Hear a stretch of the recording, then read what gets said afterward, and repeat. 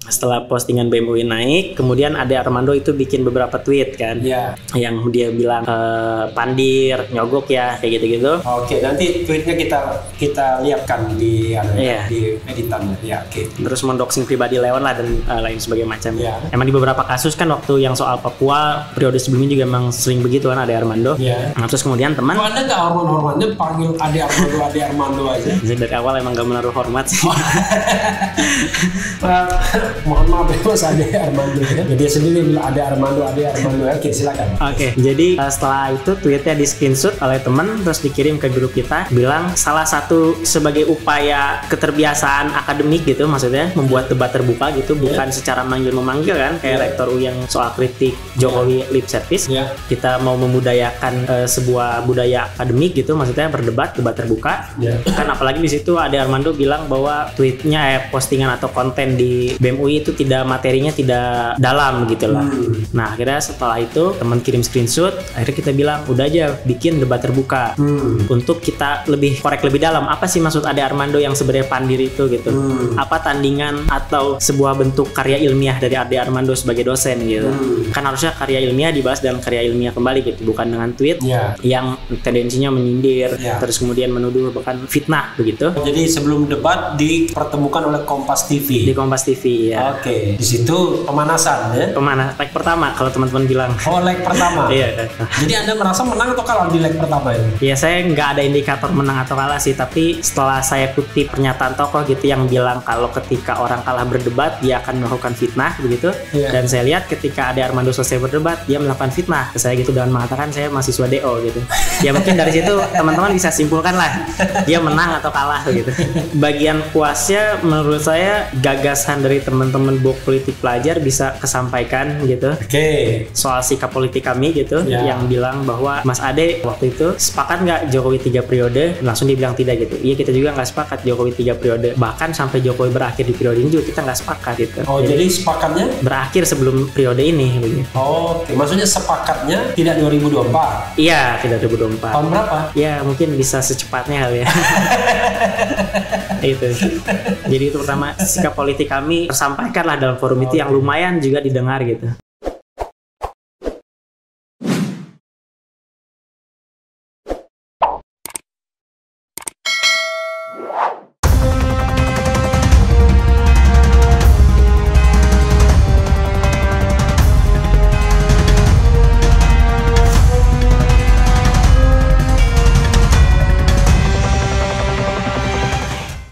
Jadi jalan cerita itu naikkan postingan BEM UI.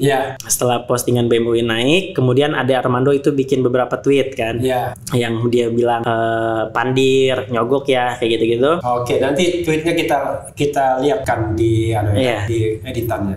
Terus mendoxing pribadi Leon lah dan lain sebagainya macam.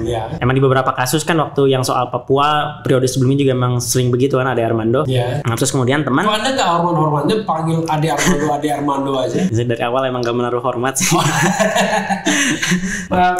Mohon maaf ya Mas Ade Armando ya. Dia sendiri bilang Ade Armando. Oke, silakan. Oke, jadi setelah itu tweetnya di screenshot oleh teman terus dikirim ke grup kita, bilang salah satu sebagai upaya keterbiasaan akademik gitu, maksudnya membuat debat terbuka gitu, bukan secara manggil-memanggil kan kayak rektor U yang soal kritik Jokowi lip service. Kita mau membudayakan sebuah budaya akademik gitu, maksudnya debat terbuka. Kan apalagi di situ Ade Armando bilang bahwa tweetnya postingan atau konten di BEM UI itu materinya tidak dalam gitu lah. Nah, akhirnya setelah itu teman kirim screenshot, akhirnya kita bilang udah aja bikin debat terbuka untuk kita lebih korek lebih dalam apa sih maksud Ade Armando yang sebenarnya pandir itu gitu. Apa tandingan atau sebuah bentuk karya ilmiah dari Ade Armando sebagai dosen gitu. Kan harusnya karya ilmiah dibahas dalam karya ilmiah kembali gitu, bukan dengan tweet yang tendensinya menyindir terus kemudian menuduh bahkan fitnah begitu. Nah, oleh karenanya akhirnya kita bikin poster teman, akhirnya disebar. Setelah disebar ada yang hubungin, dia punya kontaknya Ade Armando. Nah, setelah dikirim kontaknya akhirnya di chat secara personal dan dikirim, dia mau gitu, tapi di awalnya dia bilang mana link zoomnya gitu. Terus itu maksudnya apa, kan di situ ada bacaan kalau blog politik pelajar argumennya tidak rasional, kami gabung CSW organisasinya Ade Armando. Tapi kalau misalnya CSW itu apa? Itu yang Civil Society Watch ya kalau nggak salah. Oke. Yang bentukan Ade Armando, pengawasnya masyarakat masyarakat sipil. Iya. Nah, terus tapi kalau misalnya argumen Ade Armando yang tidak rasional, CSW yang harus dibubarkan gitu. Nah, dia komentarin soal itu, ini maksudnya apa yang ininya, sama mana link Zoom-nya yang pasti dong kalau mau ngasih. Langsung teman akhirnya bilang, oke, besok direvisi posternya, sekalian kita sertakan link Zoom-nya gitu. Akhirnya besok dikontak, kita kirim link Zoom-nya dan juga posternya. Setelah mau berdebat ternyata keburu juga ketemu duluan di Kompas TV. Oh, jadi sebelum debat dipertemukan oleh Kompas TV. Di Kompas TV, ya. Oke. Di situ pemanasan ya. Leg pertama kalau teman-teman bilang. Oh, leg pertama. Iya, Kakak. Jadi Anda merasa menang atau kalah di leg pertama ini? Ya, saya nggak ada indikator menang atau kalah sih, tapi setelah saya kutip pernyataan tokoh gitu yang bilang kalau ketika orang kalah berdebat dia akan melakukan fitnah begitu. Dan saya lihat ketika Ade Armando selesai berdebat dia melakukan fitnah ke saya gitu dengan mengatakan saya mahasiswa DO gitu. Ya mungkin dari situ teman-teman bisa simpulkan lah dia menang atau kalah gitu. Jadi biasanya ya, ini bukan untuk Ade Armando tapi ini sebuah ungkapan yang umum ya. Orang kalau biasanya dia tidak mampu berdebat secara substantif, biasanya dia sudah mulai hal-hal pinggiran dia dia pakai ya. Oke. Berapa lama dari Kompas TV itu lalu ke Hersebeno ya? Iya. Kenapa Hersebeno? Karena sebelumnya kita pernah bikin diskusi soal dosa-dosa politik PDIP dan bagaimana cara melawannya. Oke. Kita sempat bikin diskusi itu. Besok ke Refli Harun boleh? Setelah kita bikin diskusi itu, terus ada teman yang dihubungi oleh Mas Hersunya. Dia bilang mau diajak podcast juga di channelnya, maksudnya biar mengetahui lebih dalam maksud dari diskusi ini apa begitu. Nah, akhirnya dari situ kenal, berkomunikasi, akhirnya waktu itu kita mau live nyari biar bisa ditonton sama semua orang, karena bahkan kita waktu itu Zoom-nya juga sewa. Karena kalau kapasitasnya banyak kan gak memungkinkan gitu. Jadi kita kapasitas 300 tapi ada live YouTube-nya, karena yang nonton kan sampai 13.000 kalau nggak salah gitu. Jadi disiarkan di YouTube gitu. Di YouTube-nya sendiri saya lihat hampir 400.000 yang nonton sudah. Gitu. Dan Anda puas waktu itu. Kenapa akhirnya Blok Politik menunjuk Anda sebagai perwakilan? Kan ini mau bawa nama Blok Politik. Kenapa ya teman-teman menunjuk? Saya juga nggak tahu sih kenapa teman-teman yang itu dirembuk ya? Dirembuk ya. Siapa yang mau menghadapi Ade Armando? Iya, saya mau pada Armando gitu. Wah, boleh juga nanti saya mau nantang debat lah Blok Politik. Biasanya dia akan pusing kalau kita oposisi juga terhadap pemerintahan pemerintahan Jokowi. Kalau pro dia pasti antitesisnya ya. Kan? Gitu. Anda puas? Gimana ceritanya ditunjuk tuh gimana? Permusyawaratannya bagaimana? Kenapa ya? Mungkin karena saya yang ini sih yang menggebu-gebu di grup kali maksudnya. Jadi inisiatornya. Iya. Jadi kata teman-teman tiba-tiba ngirimin poster yang udah ada foto saya. Oh ya udah saya terima, nggak apa-apa kata saya. Anda ngeredek nggak suruh diajak berdebat begitu? Enggak sih, sebenarnya biasa aja sih. Biasa aja. Bukan pengalaman pertama ini berdebat. Iya, bukan sih, dulu di Bandung juga, dulu kuliah di Bandung, terus kuliah emang ikut kelompok debat dan juga sering ikut lomba debat. Gitu. Oke. Lomba debat apa yang diikuti? Lomba debat banyak sih, ada regional gitu, sekota Bandung gitu, kemudian se-Jawa Barat. Nasional belum. Debat konstitusi belum pernah? Belum. Oke, jadi public speaking itu belajar sendiri atau otodidak? Dari belajar sendiri juga sama teman-teman. Belajar sendiri atau otodidak? Sama aja ya.